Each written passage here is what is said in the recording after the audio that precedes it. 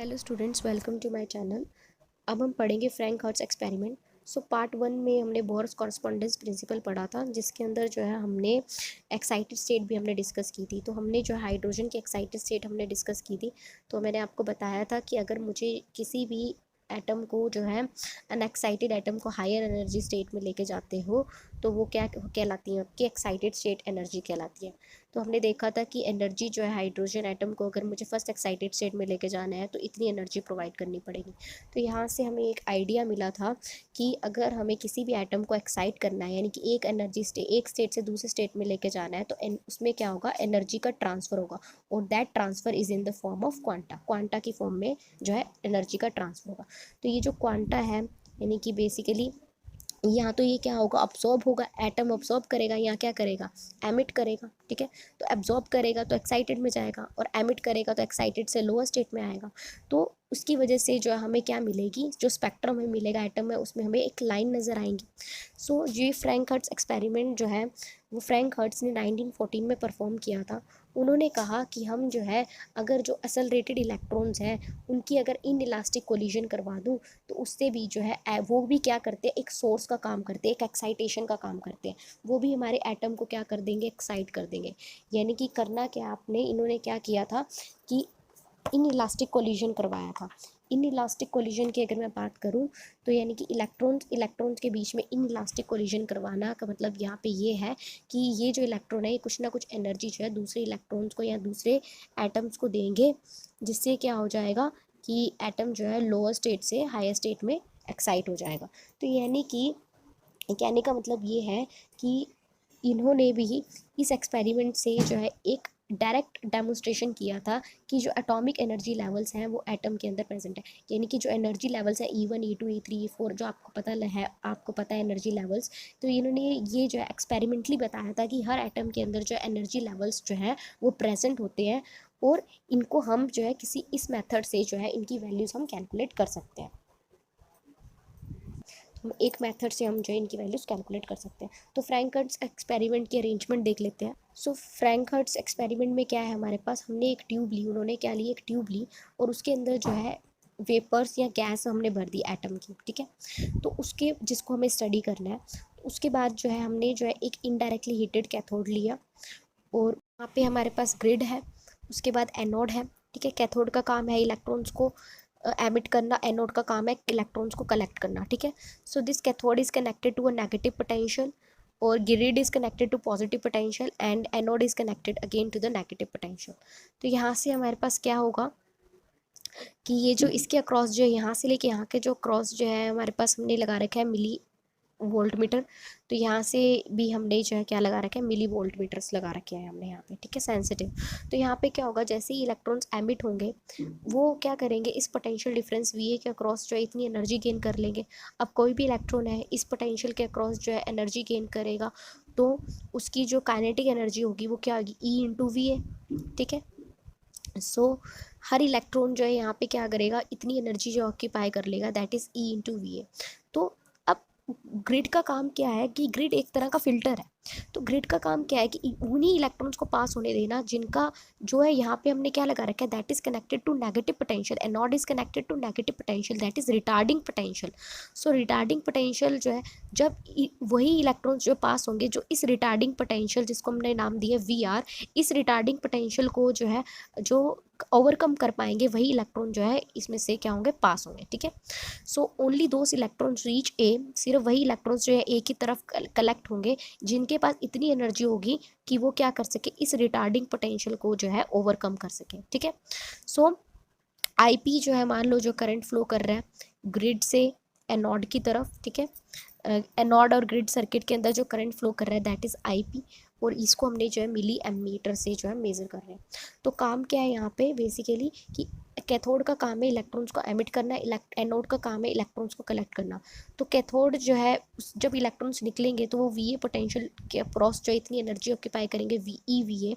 तो जैसे ही वो ग्रिड में से तभी पास होंगे जब उनकी इतनी कि उनकी जो है अपनी काइनेटिक एनर्जी इतनी ज़्यादा है कि वो जो इस रिटार्डिंग पोटेंशियल, क्योंकि हमारा एनोड है, इसको हमने नेगेटिव पोटेंशियल दिया हुआ है, कि जब वो इस रिटार्डिंग पोटेंशियल को ओवरकम कर देंगे तभी जो है वो एनोड के पास जाके कलेक्ट हो जाएंगे। ठीक है, सो वर्किंग ये है हमारे पास, ये थी कंस्ट्रक्शन वर्किंग। देखो, सो फिलामेंट का सबसे पहले क्या करेंगे, हम फिलामेंट को हीट अप करेंगे। ठीक है ना, बाय पासिंग करंट हमने पास किया, तो यहाँ से हमने जो है करंट पास किया और हम इस फिलामेंट को क्या कर रहे हैं, हीट अप कर रहे हैं। ठीक है, तो जैसे ही कैथोड हीट हो जाएगा, कैथोड हीट अप हो जाएगा, तो हमें क्या देगा, इलेक्ट्रॉन्स एमिट करेगा। ठीक है, तो जो इलेक्ट्रॉन्स होंगे, the accelerating potential difference V is accelerate these electrons towards the grid. अब देखो हमने यहाँ पे क्या लगा रखा है, ये पोटेंशियल डिफरेंस लगा रखा है, तो जैसे ही इलेक्ट्रॉन्स निकलेंगे तो वो क्या होंगे, नेगेटिव पोटेंशियल, ये जो पोटेंशियल डिफरेंस जो है क्रिएट हुआ है, इसकी वजह से जो है वो और ज़्यादा क्या होंगे, असलरेट होंगे। ठीक है, सो इलेक्ट्रॉन जो है वो क्या होंगे, असलरेट होके कहाँ जाएंगे, वो ग्रिड की तरफ मूव करेंगे। ठीक है, so after passing through grid, जैसे ही ग्रिड को क्रॉस करेंगे तो इलेक्ट्रॉन जो है उसको क्या पास करना पड़ेगा, रिटार्डिंग पोटेंशियल को पास करना पड़ेगा। सो ओनली वही electron that has sufficient kinetic energy to overcome the potential V R retarding potential, सिर्फ वही जो है एक प्लेट के ऊपर रीच करेंगे। ठीक है, सो जो इलेक्ट्रॉन है वो असलरेट होंगे कैथोड से ग्रिड की तरफ। ठीक है, जब इलेक्ट्रॉन्स जो है यहाँ से हीटेड फिलामेंट से इलेक्ट्रॉन्स निकल रहे हैं, इसके अंदर क्या है, यहाँ पे हमारे पास गैस फील्ड है इसके अंदर। ठीक है, तो इलेक्ट्रॉन्स जो है यहाँ से निकल रहे हैं, इसके अंदर क्या है, गैस फील्ड है। तो क्या होगा, आपके पास जब इलेक्ट्रॉन असलरेट करेंगे तो वो क्या करेंगे, जो एटम्स यानी मरकुरी गैस हमने फिल की हुई है उनके एटम्स के साथ क्या करेंगे, कोलाइड करेंगे।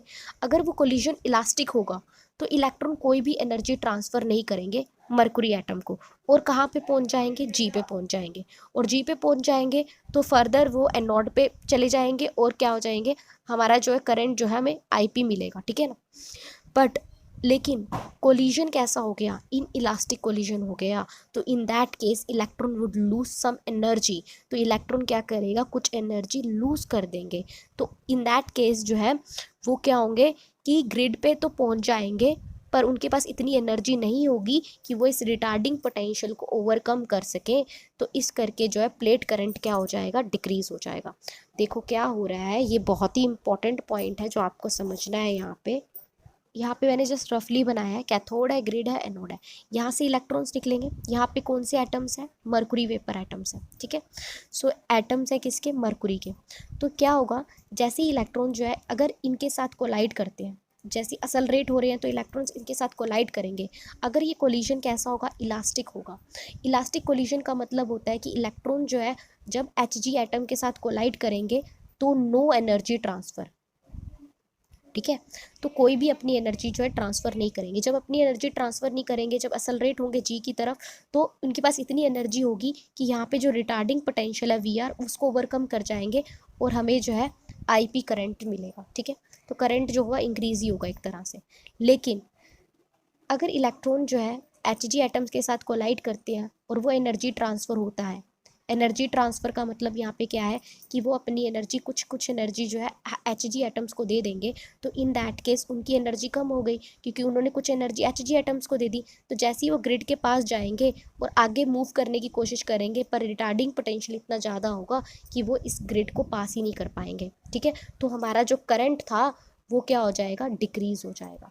ठीक है, करंट ज़्यादा कब होगा, जब ज़्यादा से ज़्यादा इलेक्ट्रॉन्स कहाँ पहुँचेंगे, क्या एनोड पे पहुँचेंगे। पर यहाँ पे जो है इन इलास्टिक कोलिजन होने की वजह से जो है हमारा करंट क्या हो जाएगा, आईपी करंट, जो ग्रिड और एनोड के बीच का करंट है, प्लेट करंट जिसको हम कह रहे हैं, वो डिक्रीज हो जाएगा। तो यहाँ पे हमने जो है ग्राफ प्लॉट किया हुआ है जो आपको बना के आना है पेपर में, कि आईपी वर्सेस वोल्ट पोटेंशियल। तो पोटेंशियल जैसे कि हमने VA1 तक, जो पहले क्या होगा, करंट एकदम इंक्रीज हो रहा है क्योंकि इलास्टिक कोलिजन है। ठीक है, उसके बाद क्या हो गया कि इलेक्ट्रॉन जो है इन इलास्टिक कोलिजन होने की वजह से एनर्जी जो Hg एटम्स को दे दिए, तो प्लेट करंट एकदम से क्या हो गया, डिक्रीज हो गया। तो इस ग्राफ को हम समझ लेते हैं थोड़े अच्छे तरह से। तो जैसे हमने जो है पोटेंशियल को इंक्रीज़ किया, ठीक है ना, थोड़ा सा पोटेंशियल मैंने बढ़ाया, तो काइनेटिक एनर्जी इलेक्ट्रॉन्स ने ऑक्यूपाई करी, और ज़्यादा से ज़्यादा इलेक्ट्रॉन्स जो थे वो क्या हो रहे थे, ग्रिड को पास करके एनोड के पास जा रहे थे। तो ज़्यादा से ज़्यादा इलेक्ट्रॉन्स क्या कर रहे थे, इस ग्रिड को पास करके एनोड पे जा रहे थे। तो ज़्यादा से ज़्यादा इलेक्ट्रॉन्स एनोड पे कलेक्ट हो रहे थे, इस करके जो है हमारा आईपी क्या हो रहा था, वो शार्पली इंक्रीज हो रहा था। ठीक है, जब पोटेंशियल कितना था, VA था, VA1 था, ठीक है। सो यहाँ पे जो एमओ कर्व है वो क्या बता रही है, एमओ कर्व ये बता रही है कि यहाँ पे जो इलेक्ट्रॉन्स है वो एटम्स के साथ जो है इलास्टिक कोलिजन करा होगा, इलास्टिक कोलिजन करा होगा, तभी उन्होंने इतनी सफिशिएंट एनर्जी ऑक्यूपाई कर ली कि वो उन्होंने रिटार्डिंग पोटेंशियल को ओवरकम करके एनोड पे जाके कलेक्ट हो गए, ठीक है ना। तो करंट क्या हो गया, इंक्रीज हो गया। अब देखो यहाँ पे जो है शार्पली डिक्रीज हुआ MN, तो यहाँ पे इसका मतलब ये है कि जो इलेक्ट्रॉन्स ने क्या किया होगा, Hg एटम्स के साथ इन इलास्टिक कोलिजन किया होगा। इन इलास्टिक कोलिजन की वजह से क्या हो गया, जैसे ही इलेक्ट्रॉन्स ने इन इलास्टिक कोलिजन किया G एटम्स के साथ, तो उन्होंने कुछ एनर्जी जो है इनको दे दी एटम्स को। तो जैसे ही उन्होंने G को आगे पास करने की कोशिश करी, तो लेकिन EVA1 कह लो, EVA1 यानी कि जो पोटेंशियल एनर्जी थी, काइनेटिक एनर्जी थी इलेक्ट्रॉन्स की, वो इतनी ज़्यादा नहीं थी कि वो इस रिटार्डिंग पोटेंशियल को ओवरकम कर सके। तो हमारा जो है इलेक्ट्रॉन्स मतलब अपनी एनर्जी लूज करके वो एनोड पे पहुंचे ही नहीं, तो there is a sharply decrease in the curve, ठीक है। तो MN जो है क्या रिप्रेजेंट कर रहा है कि इलेक्ट्रॉन्स ने इन इलास्टिक कोलिजन किया किसके साथ, मर्कुरी एटम्स के साथ, और उनके पास इतनी एनर्जी नहीं थी कि वो जो पोटेंशियल है VR उसको ओवरकम कर सके। तो एनोड पे इलेक्ट्रॉन्स नहीं पहुंचे, तो करंट क्या हो गया, डिक्रीज हो गया। उसके बाद फर्दर फिर से जब पोटेंशियल हमने VA2 फर्दर पोटेंशियल को आपने इंक्रीज़ किया, पोटेंशियल को बढ़ाने की वजह से क्या हो गया, जो काइनेटिक एनर्जी थी EVA वो भी इंक्रीज़ हो गई। तो यहाँ से NO क्या रिप्रेजेंट करेगा, जो इलेक्ट्रॉन्स ने Hg एटम्स के साथ इलास्टिक कोलिजन किया, इलास्टिक कोलिजन की वजह से no energy transfer, so easily grid को पास करके वो एनोड पे जाके कलेक्ट हो गए, क्योंकि उनकी जो है EVA2 जो है उनकी जो है काइनेटिक एनर्जी वो इतनी ज़्यादा थी इलेक्ट्रॉन्स की कि वो उन्होंने जो है रिटार्डिंग पोटेंशियल को ओवरकम कर दिया। तो हमारा करंट जो है वो क्या हो गया, इंक्रीज़ हो गया। फर्दर फिर उसके बाद OP क्या रिप्रेजेंट करेगा, आपका इनइलास्टिक कोलिजन, और करंट क्या हो जाएगा, आपका डिक्रीज हो जाएगा। तो इस तरह से जो है हमें जो है बार बार हम जब पोटेंशियल बढ़ाते जाएंगे, इलास्टिक कोलिजन होगा तो हमारा करंट क्या होगा, इंक्रीज होगा, क्योंकि मोर एंड मोर इलेक्ट्रॉन्स जो है वो क्या होंगे, एनोड पे जाके कलेक्ट होंगे। पर फिर क्या होगा, आफ्टर दिस वो जो है इनइलास्टिक कोलिजन सफ़र करेंगे Hg एटम्स के साथ, तो अपनी एनर्जी लूज़ कर देंगे, तो ग्रिड को के ओवरकम नहीं कर पाएंगे, रिटार्डिंग पोटेंशियल को ओवरकम नहीं कर पाएंगे। तो हमारा जो एनोड करंट है, जो हमारा प्लेट करंट है, वो क्या हो जाएगा, डिक्रीज हो जाएगा, क्योंकि इलेक्ट्रॉन जो है वो एनोड पे पहुंचेंगे ही नहीं। तो ये ग्राफ आपको समझ में आ गया। सारी एक्सप्लेनेशन यहाँ पे दे रखी है कि हमने जो बताया था कि अगर हम जो है ये जो MO है, जो कर्व जो हमने बताई थी, कोलिजन इलेक्ट्रॉन का कैसा था, इलास्टिक था। सो इलेक्ट्रॉन जो है A पे पहुंच गए थे विद इंक्रीजिंग पोटेंशियल VA, ठीक है ना। सो उसके बाद अब्रप्ट फॉल क्यों आया था, M से N एकदम नीचे फॉल क्यों आया था, क्योंकि काइनेटिक एनर्जी जो इलेक्ट्रॉन्स की थी उन्होंने इन इलास्टिक कोलिजन सफ़र किया, तो जिसकी वजह से जो है क्या हो गया कि वो उनकी काइनेटिक एनर्जी इतनी ज़्यादा नहीं थी, स्मॉलर थी, किससे, रिटार्डिंग पोटेंशियल से, EVR से। तो इस करके जो है करंट में क्या आ गया, शार्पली डिक्रीज आ गया। इस तरह से आप जो है कर लोगे, ठीक है। तो हर बार क्या होगा कि आप पोटेंशियल बढ़ाओगे तो क्या हो जाएगा, काइनेटिक एनर्जी इंक्रीज हो जाएगी, ठीक है, कि वो ओवरकम कर सके VR को। फिर जब इलास्टिक कोलिजन होने के बाद जब अनइलास्टिक कोलिजन होगा तब काइनेटिक एनर्जी डिक्रीज हो जाएगी और करंट भी क्या हो जाएगा, डिक्रीज हो जाएगा।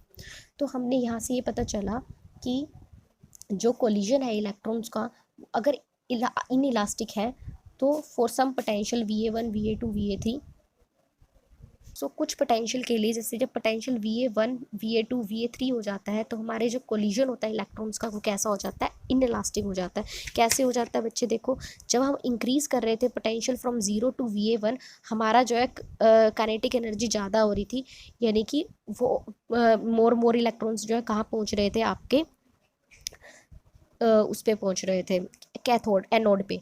लेकिन जैसे ही पोटेंशियल VA1 आ जाता है तो उसके बाद सडन ड्रॉप आ जाता है, ठीक है ना, यानी कि जो हमारे इलेक्ट्रॉन्स के बीच में और मर्कुरी एटम्स के बीच में जो कोलिजन हो जाता है वो कैसा हो जाता है, इनइलास्टिक हो जाता है। ऐसे ही VA2 को जब रीच कर जाता है तब सडन डिक्रीज है VA3। तो यानी कि कुछ पोटेंशियल्स पे हमें क्या मिल रहा है, सडन डिक्रीज मिल रहा है, ठीक है। कुछ पोटेंशियल पे हमें जो है इनइलास्टिक कोलिजन मिल रहा है, सिर्फ डिस्क्रीट पोटेंशियल्स पे ही हमें क्या मिल रहा है, इनइलास्टिक कोलिजन मिल रहा है। तो ये एक डायरेक्ट एविडेंस था कि जो हमारे एटम है वो इतनी EVA1 इतनी एनर्जी जो है उनको चाहिए, डिस्क्रीट एनर्जी चाहिए कि वो एक्साइट हो सके, ठीक है। So to check the interpretation of critical potential is due to, तो यहाँ पे यही बता रखा है कि ये जो पोटेंशियल है बेसिकली क्या बता रहे हैं कि डिस्क्रीट एटॉमिक एनर्जी लेवल्स बता रहे हैं कि हम हर एटम को, हर एटम्स के जो है discrete atomic energy levels present होते हैं, जिनसे जो है वो एटम्स क्या होते हैं, एक्साइट होते हैं, ठीक है। सो फ्रैंक हर्ट्ज एक्सपेरिमेंट जो था उन्होंने जो है एमिशन स्पेक्ट्रा जो है वेपर्स का बताया था, तो ऑब्जॉर्व किया था एमिशन स्पेक्ट्रा। तो उन्होंने मर्कुरी वेपर्स का एमिशन स्पेक्ट्रा ऑब्जॉर्व किया था। तो उन्होंने देखा जो जो मिनिमम एनर्जी चाहिए होती है इलेक्ट्रॉन को एनर्जी एक्साइट करने के लिए मर्कुरी एटम्स को, तो वो कितनी थी, उनकी जो मिनिमम एनर्जी थी 4.9 इलेक्ट्रॉन वोल्ट आई थी। और जो हमारे पास स्पेक्ट्रल लाइन आई थी उसकी जो वेवलेंथ थी वो क्या थी आपके 2536 एंगस्ट्रॉम। तो यहाँ से हमें ये पता चलता है कि हर एटम के जो है डिस्क्रीट एनर्जी लेवल्स प्रेजेंट होते हैं। उसके बाद फ्रैंकहर्ट ने फर्दर जो है आईपी के अंदर जो डिक्रीज देखा था, उन्होंने 4.9 पे देखा था, 9.8 पे, 14.7 पे, यानी कि जो पीक्स आई थी VA1 VA2 VA3। तो यहाँ से उन्होंने कहा था कि जो हमारे एनर्जी लेवल्स हैं एटम्स के वो क्वांटाइज्ड है, ठीक है ना। सो ये जो अब्जॉर्प्शन होता है या रेडिएशंस का एमिशन होता है वो in the form of quanta होता है, डिस्क्रीट होता है, कंटिन्यूस नहीं होता है। ऐसा नहीं होता कि सभी पॉइंट पे, जैसे आप ऐसे नहीं कह सकते कि 0 से लेके 4A तक, तो वो 4 तक इलेक्ट्रॉन वोल्ट तक ही वो एनर्जी लूज ही करता गया, इसको कंटिन्यूस कहते हैं। नहीं, एक एक ऐसी पॉइंट पे, एक ऐसा डिस्क्रीट पॉइंट पे ही एनर्जी लॉस होता है, ठीक है ना। तो वो जो डिस्क्रीट, इसका मतलब ये है कि जो एनर्जी अब्जॉर्प्शन एमिशन होता है वो एक डिस्क्रीट नंबर पे होता है, डिस्क्रीट क्वांटा पे होता है, ठीक है। तो उन्होंने जो फर्स्ट एक्साइटेड स्टेट जो HG की उन्हें मिली थी दैट इज़ 4.9 वोल्ट, ठीक है, अबव द ग्राउंड। यानी कि 4.9 वोल्ट के बाद जो है 4.9 वोल्ट जैसे ही आया होगा वैसे ही जो एटम क्या होगा, डी एक्साइट हो गया होगा, ठीक है। यानी कि पीक हमें जो मिली थी VA1 वाली जो पीक है वो कहाँ पे मिली थी 4.9 पे। ये आपकी बता रही है this is your first excited state, this is your second excited state, this is your third excited state and this is your fourth excited state, ठीक है। तो मतलब जैसे ही 4.9 आएगा एंड इलेक्ट्रॉन वोल्ट, तो हमारे पास जो है फर्स्ट एक्साइटेड स्टेट उन्हें मरकुरी की मिली थी। तो इस तरह से हमारे पास नेक्स्ट एक्साइटेड स्टेट उन्हें मिली होगी डबल, जो इसका डबल होता है ना वही नेक्स्ट एक्साइटेड स्टेट होती है। तो ये क्योंकि जो इनके बीच का जो डिफरेंस होगा ना एनर्जी लेवल्स के बीच का वो हमेशा कांस्टेंट होता है। अगर मुझे फर्स्ट एक्साइटेड स्टेट मान लो मुझे 4.9 पे उन्हें मिल रही है, तो नेक्स्ट एक्साइटेड स्टेट जो है वो उन्हें कहाँ मिलेगी, इसका डबल करोगे 9 2 18, 1 कैरी, और 4 2 8 9, ठीक है, 9.8 पे, ठीक है, इलेक्ट्रॉन वोल्ट। तो नेक्स्ट एक्साइटेड स्टेट उन्हें कहाँ मिलेगी 9.8 इलेक्ट्रॉन वोल्ट पे। ऐसी नेक्स्ट उन्हें कहाँ मिलेगी, इसका मल्टीपल कर दोगे 2 का। तो यानी कि जो एनर्जी स्टेट्स के बीच का जो डिफरेंस है वो भी एक कांस्टेंट आ रहा है, ठीक है। और हमारे पास जो है इस तरह के एनर्जी लेवल्स हमें मिलते हैं। तो अभी के लिए इतना ही, थैंक यू सो मच।